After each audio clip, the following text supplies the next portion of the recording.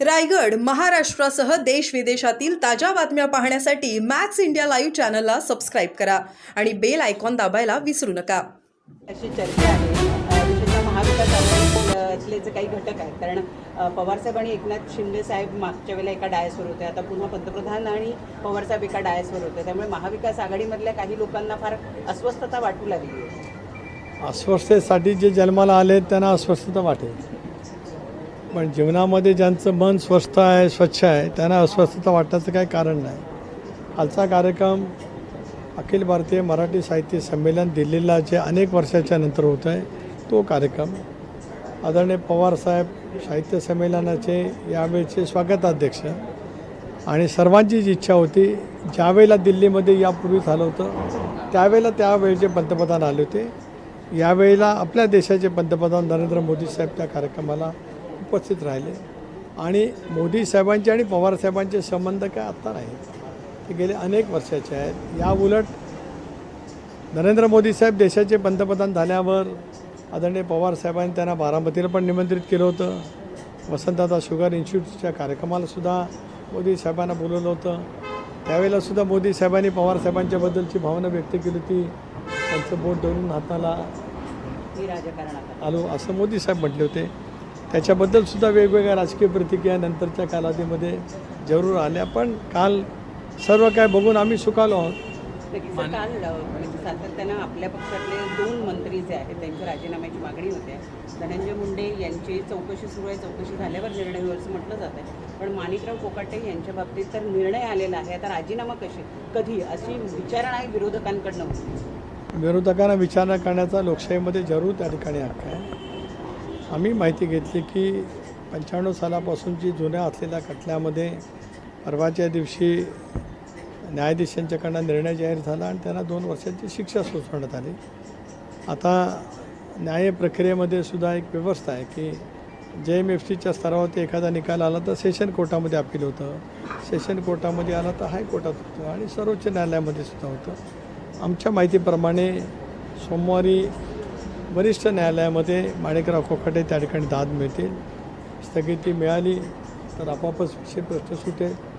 बघूया, 1-2 दिवस वाट पाहूया. सुनील केदार यांच्या बाबतीत जसं तात्काळ निर्णय झालेला होता राजीनाम्याचा, त्या पद्धतीचा निर्णय या प्रकरणामध्ये का घेतला जात नाही असा प्रश्न शिक्षेला स्थगिती नाही, शिक्षेला स्थगिती मिळालेली नाही, त्यामुळे कुठेतरी राजीनामा घेतला. एक लक्षात घेतलं आपण तर त्या क्षणाला माणिकराव कोकाटेंना जामीनसुद्धा कोर्टाने मंजूर केला. याचा अर्थ शिक्षेची अंमलबजावणी सुरू झाली असा कायदेशीर परिभाषित होत नाही. मी काय कायद्याचा अभ्यासक नाही. खरं आहे, महाराष्ट्रामध्ये अजून एक उदाहरण आहे की ज्यांना शिक्षा झाली पण त्यांच्या संदर्भातला निर्णय 2 वर्ष झाला नाही, नंतर मग कुणीतरी उच्च न्यायालयामध्ये त्याच्यातनं स्थगिती गेली असे एक आमदार आहेत. मी ते नाव घेऊ इच्छित नाही कारण त्याच्यातून आणखीन एक वेगळा प्रश्न निर्माण होऊ शकतो. पण 2 दिवस बघूया आपण वाट. पण सर, या प्रकरणामध्ये सातत्याने आता विरोधकांकडून असं म्हटलं जात आहे की जे सत्ताधारी आहेत त्यांना वेगळ्या पद्धतीची वागणूक दिली जाते. विरोधकांना वेगळी, सत्ताधाऱ्यांना वेगळी. विरोधकांना त्यांचं म्हणणं मांडण्याचा लोकशाहीमध्ये अधिकार आहे. आरोप तर ते विरोधक नेहमी करतच असतात, त्याच्यातला तो एक भाग आहे. छावा चित्रपट टॅक्स फ्री झालेला नाही, आता केरळ झाला, मध्य प्रदेश झाला, राज्यांमध्ये हा चित्रपट टॅक्स फ्री होते. महाराष्ट्रामध्ये त्याच्याबद्दल राष्ट्रवादी काँग्रेस पक्षाच्या वतीने युवक राष्ट्रवादी काँग्रेस पक्षाने राज्याचे उपमुख्यमंत्री तथा अर्थमंत्री यांना एक निवेदन दिलेलं आहे की हा छावा चित्रपट टॅक्स फ्री त्यांनी करावा. सरकार त्या संदर्भातला निर्णय सकारात्मक घेईल. सर, काल कोर कमिटीची बैठक झाली. खरं तर आधी सुरुवातीला छगन भुजबळ साहेब असं म्हणायचे की काही मोजकेच लोक निर्णय घेतात. आता कोर कमिटी झाली, पण कालच्या कोर कमिटीच्या बैठकीला छगन भुजबळ साहेब आले नाहीत. काही कारण कळवलं होतं त्यांनी? कोर कमिटीची बैठक एक 4 दिवसापूर्वी नियोजित होती. त्यावेळेला भुजबळ साहेब उपस्थित राहणार होतेच. स्वराज्य सप्ताह आयोजन करण्याचं राष्ट्रवादी काँग्रेस पक्षाने ठरवलं आणि भुजबळ साहेब आणि प्रफुल्लबाईंना मुंबई राष्ट्रवादी काँग्रेस पक्ष, सिद्धार्थ कांबळे आणि यांच्या सर्व सहकाऱ्यांनी जो कार्यक्रम आम्ही आयोजित शिवजयंतीच्या निमित्ताने केला त्यालासुद्धा भुजबळ साहेब उपस्थित होते. काल ते एका पूर्वनियोजित कार्यक्रमाला अगोदरच बाहेर गेले असल्यामुळे ते काल त्या बैठकीला उपस्थित राहणार नव्हते. धनंजय मुंडे आजारी आहेत त्यामुळे धनंजय मुंडेसुद्धा त्या बैठकीला नव्हते. उरलेले 5 सदस्य आदरणीय दादा, प्रफुल्लभाई, मी स्वतः, दिलीप वळसे पाटील, हसन मुश्रीफ, आम्ही 5 जण त्या बैठकीला उपस्थित होतो. जितेंद्र आव्हाड यांचे सीरियस निलेश आहे. राणे यांचं एक वक्तव्य आहे की महायुतीमध्ये निधी वाटपामध्ये पहिलं प्राधान्य हे भाजपला असेल, त्यानंतर महायुतीतल्या सगळ्या सरपंचांना असेल. महायुतीमध्ये 3 पक्ष एकत्र असताना अशा पद्धतीनं पक्षाच्या निधी वाटपाच्या बाबतीत प्राधान्याची चर्चा करणं किती योग्य वाटतं? नाही, अशी चर्चा होणं योग्य नाही असं मला स्वतःला त्या ठिकाणी वाटतं. नितेश राणेंचं वक्तव्य काय कॉन्टेक्स्टमध्ये मला माहीत नाही. ते सिंधुदुर्ग जिल्ह्याचे पालकमंत्री आहेत. त्या जिल्ह्याच्या पालकमंत्रीच्या अखत्यारीत येणाऱ्या निधीच्या बाबतीमध्ये ते बोललेत का इतर काय बाबतीमध्ये बोललेत हे त्यांच्याकडनं मी समजून घेईन. तर सर्वसाधारणपणाने निधी वाटपाच्या बाबतीमध्ये पक्ष आणि याची सांगड घातली जाऊ नये असं अभिप्रेत असतं. तरीसुद्धा नितेश राणेंच्या जवळ या विषयावरती जरूर बोलण्याचा प्रयत्न काहीतरी योग येईल. जितेंद्र आव्हाड यांचे श्रेय सहाय्यक आपल्या पक्षात 2 दिवसांपूर्वी आले. राष्ट्रीय अध्यक्षांच्या उपस्थितीत हा एक मोठा प्रवेश झाला. मात्र दुसऱ्याच दिवशी संबंधित व्यक्ती पुन्हा एकदा जितेंद्र आव्हाडांकडे जाताना पाहायला मिळाले.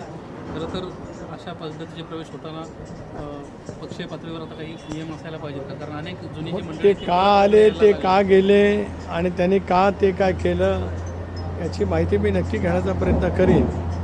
कारण इतक्या लगेचच यू टर्न होणं त्याची कारणं शोधून घेण्याची आवश्यकता आहे. मला असं वाटतं काल आमचे मुख्य प्रवक्ते आणि ठाणे शहराचे अध्यक्ष आनंद परांजपे, पक्षाचे सरचिटणीस, अल्पसंख्याक सेलची जबाबदारी ज्यांच्यावर सोपवली ते नजीब मुल्ला यांनी ठाण्यामध्ये पत्रकार परिषद घेऊन या संदर्भातली स्पष्टपणाची भूमिका मांडलेली आहे. आणि त्यांनी काही विशिष्ट बाबीच्या बाबतीमध्ये चॅलेंजसुद्धा समोर ठेवलेलं आहे. बघूया आता काय होते ते. कर्नाटक आणि महाराष्ट्र यांचा सीमावाद जो आहे तो वाढताना दिसतो. आता एक बातमी अशी येते की चित्रदुर्ग परिसरामध्ये महाराष्ट्राची जी एसटी आणि तो चालवणारा जो चालक होता, दोघांच्या तोंडाला कर्नाटकी लोकांनी काळा दिनाचा लवकरच कार्यक्रम एक तुम्ही करताय. अनेक मान्यवर व्यक्ती देखील त्या कार्यक्रमाला उपस्थित राहणार. कसं नियोजन असणार आहे? आज बैठक देखील झाली.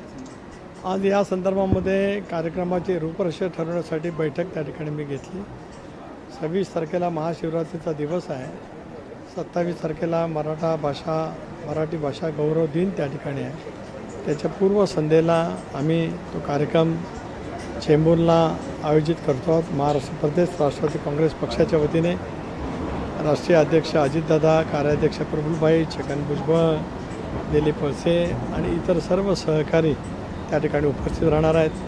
अशा वेळेला वर्षानुवर्ष महाराष्ट्रामध्ये आपल्या कौशल्यातून, कर्तबगारीतून ज्यांनी महाराष्ट्राचं नाव सातत्याने उंचावलं आहे असे थोर शिल्पकार राम सुतार यांना आम्ही त्या दिवशी सन्मानित करणार आहोत. पद्मश्री म्हणून किताब मिळालेले थोर साहित्यिक मधुबाई मंगेश कर्णिक यांना आम्ही त्या ठिकाणी सन्मानित करणार आहोत. त्याचबरोबर ती नाट्य आणि चित्रपट क्षेत्रामध्ये अतुलनीय कामगिरी बजावणारे अशोक सराफ यांना आम्ही निमंत्रित केलेलं आहे. दिलीप वेंगसरकर, लॉर्ड्सवरती 3 शतक काढणारा पहिला भारतीय क्रिकेटवीर, जगाच्या पाठीवरचा, तर दिलीप वेंगसरकरांचा सुद्धा सत्कार आम्ही त्या दिवशी ठेवलेला आहेच. त्याचबरोबर ती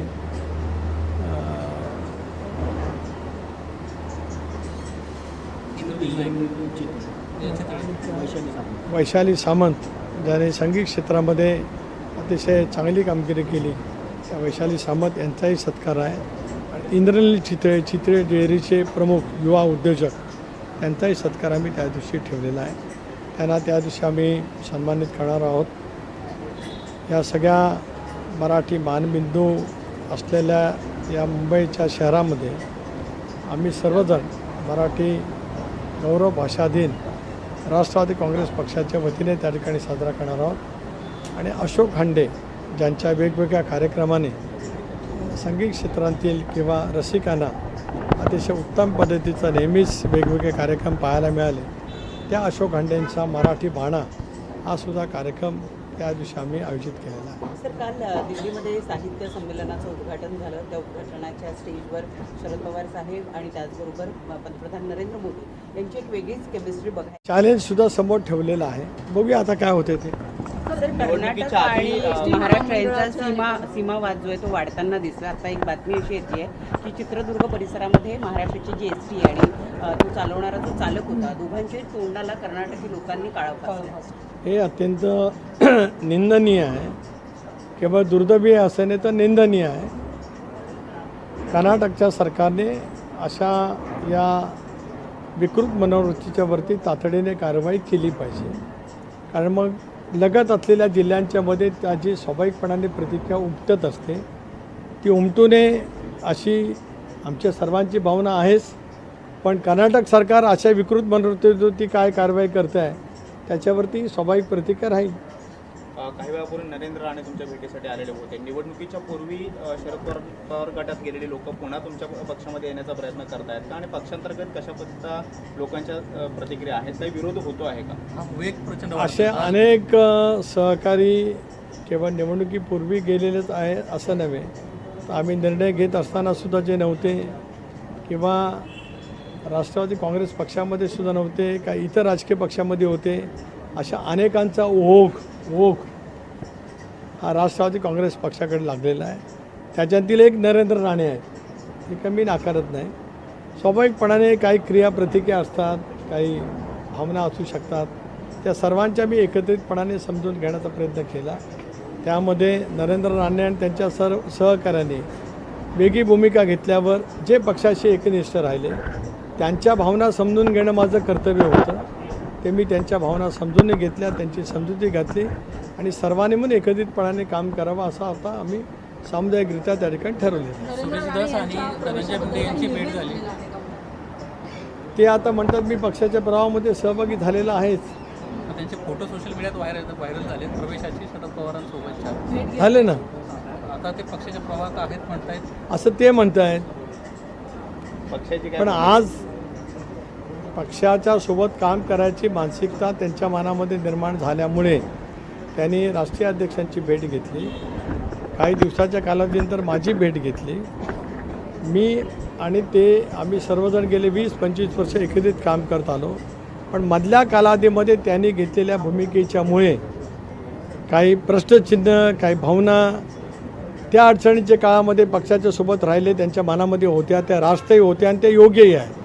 त्यामुळे त्या सर्वांना समजून घेणं माझं काम होतं, ते मी आज केलं आहे. बाकी काय फारसं महत्त्वाचं नाही. सुरेश धस आणि धनंजय मुंडे यांची भेट धन्यवाद.